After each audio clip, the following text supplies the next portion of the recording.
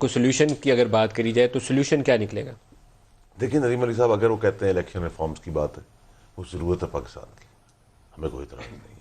اسی طرح جو چیز آئین اور قانون کے تحت جو چیز کی ڈیفیشنسی ہے پاکستان کے اندر، وہ کوئی بھی آپ کیمرہ مین ہوں گے آ کے کہیں گے ہم اس کو بھی کنسیڈر کریں گے، پاکستانی ہے. لیکن اگر آپ ڈیمانڈ ایسی کریں گے جہاں ڈیڈ لاک پیدا ہو جائے، جس ڈیمانڈ کا کوئی امپیکٹ نہیں ہے، جو ڈیمانڈ کہیں جسٹیفائی نہیں کرتی، جس کا کوئی حقیقت سے تعلق نہیں ہے، آپ may I suggest let's make it a starting point, electoral reforms. Ready. میرا نہیں خیال ہے مولانا کو پتا ہے کہ انہیں استعفیٰ نہیں ملنا کہ وہ اس کے اوپر اٹک کے بیٹھیں گے اور اپنا نقصان کریں گے. Let's make it a starting point. Electoral reform پہ انہیں ساتھ بٹھائیں، بیٹھ جائیں، کمیٹی بٹھائیں، یہ دائمہ ہے آپ کی دونوں جماعتیں بیٹھی ہیں، ان کو بٹھائیں. Let's move forward.